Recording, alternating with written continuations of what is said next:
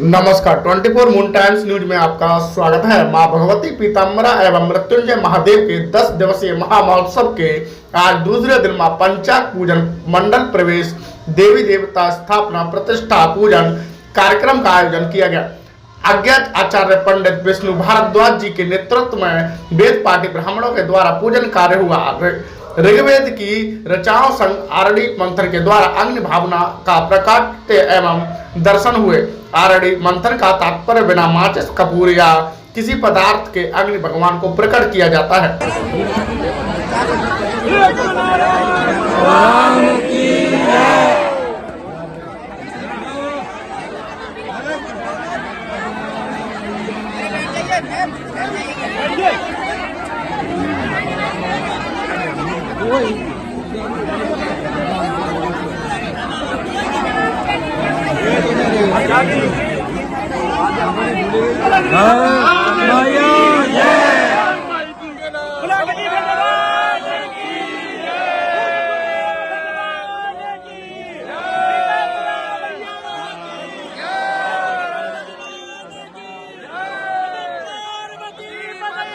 ये केवल फिरोजाबाद जनपद के लिए नहीं, प्रदेश के लिए नहीं, देश के लिए एक बहुत बड़ा आयोजन है।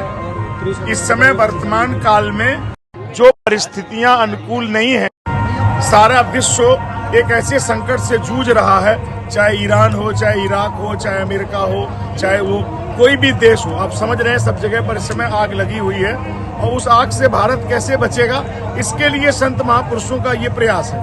जो कैलकुलेशन ज्योतिष के आधार पर महापुरुषों ने जो गणना की है, उसमें लग रहा है कि 2032 तक समय काल बहुत खराब रहेगा, 26 भी बहुत खराब जा रहा है। तो इसलिए सभी महापुरुष मिल करके बचाने का प्रयास कर रहे हैं और वो प्रयास करना चाहिए। तो यज्ञ के रूप में यह प्रयास किया जा रहा है कि जब यज्ञ से भगवान श्री राम जी अगर प्रकट हुए तो यज्ञ से ही प्रकट हुए। यज्ञ के द्वारा ही रावण के समुद्र जो उसका गलत साम्राज्य था, जो कुछ अनैतिक कार्य कर रहा था, एक विश्वामित्र के यज्ञ के कारण ही उसके उस सभी दुराचारी कदमों को रोका गया। तो जैसे उस काल में यज्ञ हुआ और उस यज्ञ से चाहे संसार की कोई संपत्ति ऐसी नहीं जो ना निकली हो।